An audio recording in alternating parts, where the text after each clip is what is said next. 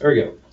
Intermediate value theorem says this. It's very, very, very simple and is based off of a continuous function. Let f be continuous. You don't have to memorize any of this.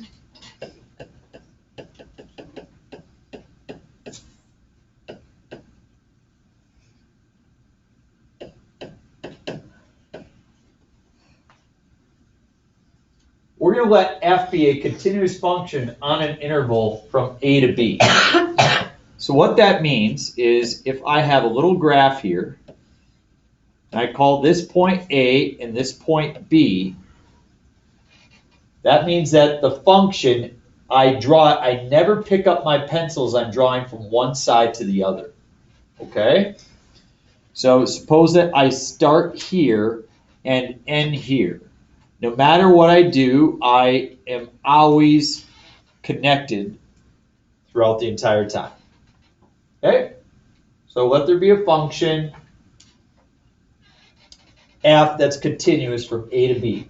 Everybody okay with that? All right. Then what the intermediate value theorem says is we're going to call that f of A.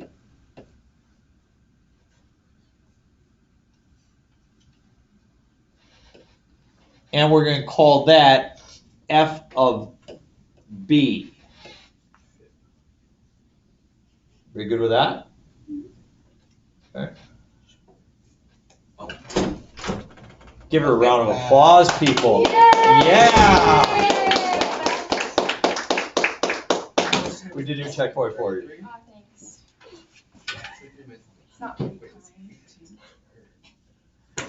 We're going to have Ava here. Ava's going to pick a number between f of A and f of B. Ava, you choose when you want me to stop my pen moving up and down, okay? Right there?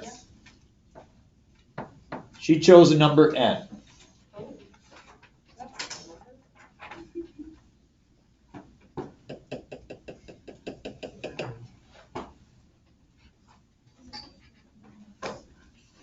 Suppose I want to get from this point to this point. Do I at some time have to cross over n? I'll try to draw a different function that doesn't cross over n.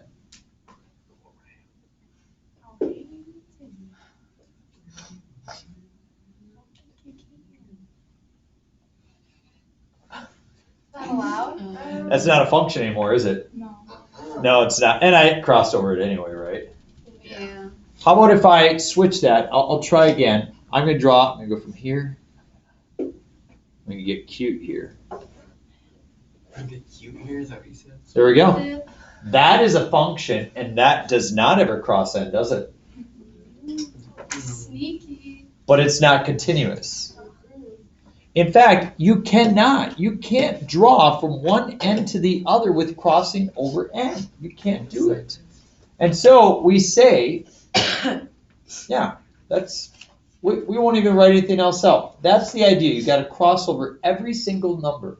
So look at this. This is this function right here. Explain why this function has a 0 over the given interval. And what does that mean that it has a 0? It means this. It means if we look from the value of -2 to +1, that this function right here, it has to cross the x-axis, okay?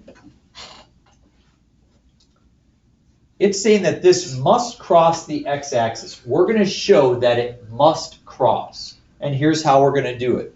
We're going to check its height at -2.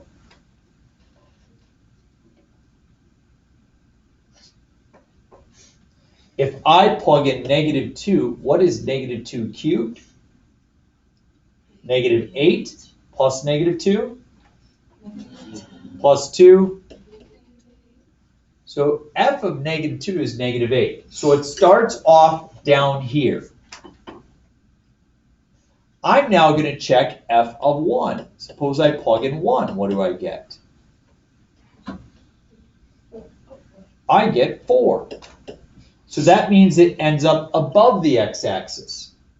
If it starts below and it ends up above, does it have to cross over 0? Absolutely. Okay? So what we say is we first show that you have a negative, then we show you have a positive, and then we say the IVT, or the intermediate value theorem, guarantees a 0.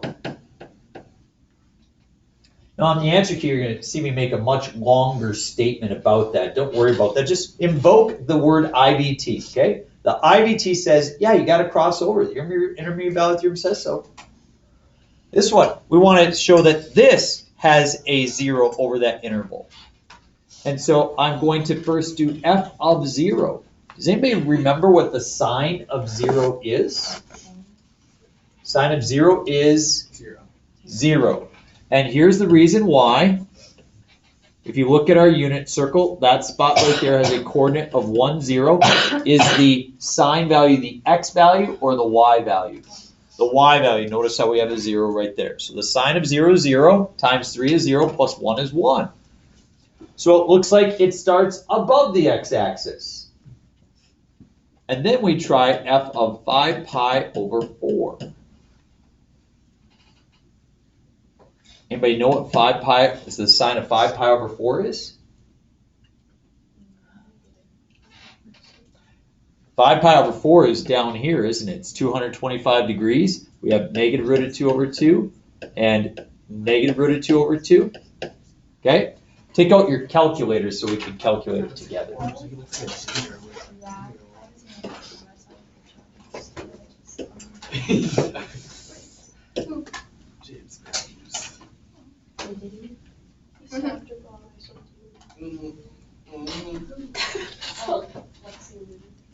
This is another recording.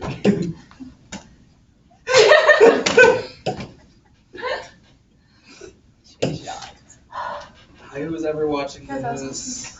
Got some tea. The play black. I'm going to make sure that I am working in my radians, which I was not. And we're going to go ahead and we are going to go sine, or I'm sorry, 3 sine of 5 pi divided by 4. 3 sine of 5 pi divided by 4. And then does it say plus 1 at the end? Yeah. Plus 1. So if you don't know the exact value, go ahead and type it in your calculator. You get a negative 1.12. So as I come back to this, I have negative 1.12. So do I have to cross over 0? Yes. Yes. You show that you have a positive. You show you have a negative. The IVT guarantees a 0. It's not enough to just say the IVT guarantees a 0. You have to show that you went from positive to negative. You okay with that? So that's what I'll be expecting you to do on your assignment, is to verify those things. Now what we want to do is we want to verify that the IVT guarantees it, and then we'd like to find the actual 0. So let's see if this for sure crosses the x-axis. We're going to do f of, it says the interval negative 1 to 2. So I'll do f of negative 1, I'm going to do f of 2. Negative 1 to the 4th is 1, minus negative 1 squared is 1, plus 1 is 1. Now I plug in 2, 2 to the 4th is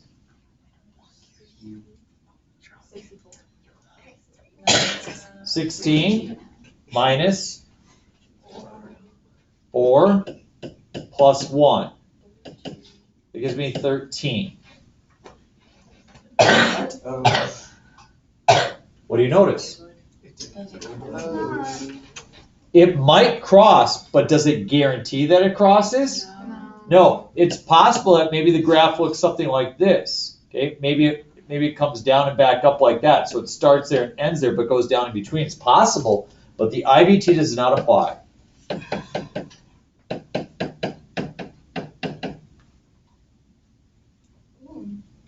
DNA. DNA does not apply. A. Sorry. I thought that was like. That was like a fancy, yeah. DNA. A. Remember that the function must be continuous. Is this function continuous? Where is this function discontinuous? At -2. So the IVT would not apply if the interval was from -3 to +2. But the interval's from -1 to +2. Is the function continuous over that interval? Yes, it is. So we can try to use the IVT. Let's try f of -1. I have -4 over 1 plus 3. I get -1, and then we do f of 2. And I get -4 over 4 plus 3, or -1 plus 3 is 2. So does it have to cross over 0? Absolutely it does. Take out your calculator. We're going to find that 0 together. I go into my calculator and I do -4 divided by parentheses x plus 2, and then is it plus 3? I'm going to zoom standard. I'm going to go to my window, or I'm sorry, my format, and I'm going to turn my axes on.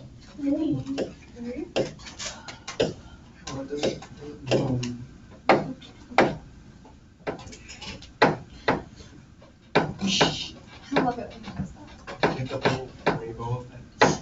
So cutesy, so it didn't work. Okay, there I am. This is where it crosses. Who remembers? This is review so we can do this better later. How do we find that spot? You second calculate Second, calculate. 0, We select the 0 option, number 2. and then you just click on each side of those.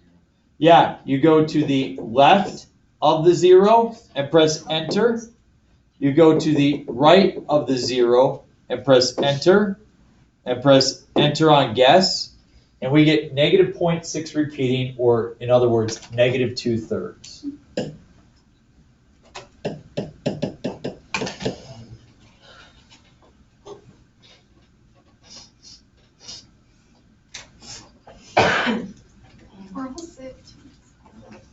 Last example, example 3. Says verify that the IVT applies to the indicated value of C, and then find C guaranteed by the theorem. So what this means is we are not looking for this to equal 0 anymore. We're looking for, does it ever cross over 6? So I'm going to try f of -1. What is f of -1? 1 minus 4 plus 1. -2. And then I will do f of 3. 9 plus 12 plus 1. 22. Does it have to cross over 6? Yeah, if it goes from -2 to 22, it's got to cross over 6 at some point. So the IVT guarantees it has that value. I'm going to find the x value that produces an output of 6. X squared plus 4x plus 1 is equal to 6. This will tell me what x value produces 6. How do I solve that? X squared plus 4x minus 5 is equal to 0. X plus 5, x minus 1 is equal to 0. So x is -5 and 1. However, it says over the interval -1 to 3. So is just one of those my answers, or are both of them my answers? Just one. In fact, -5 is not the result. It is just x is positive 1.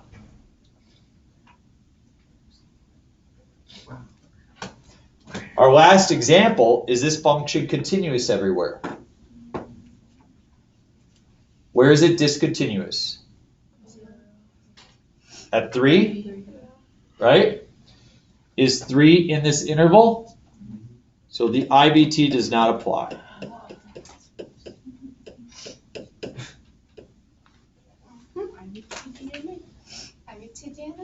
That's Billy Joel, isn't it? Go ahead and look at your homework. Because it doesn't have 3. And then that is in with the range. Discontinuous at 3, and 3 is in that range, so it's not continuous over that interval. Okay, section 1 is just showing that it definitely has a 0. Section 2 is then finding the 0 using your graphing calculator. And section 3 is finding the 0. You probably can, it's just try without your graphing calculator. You don't need to use section, wait a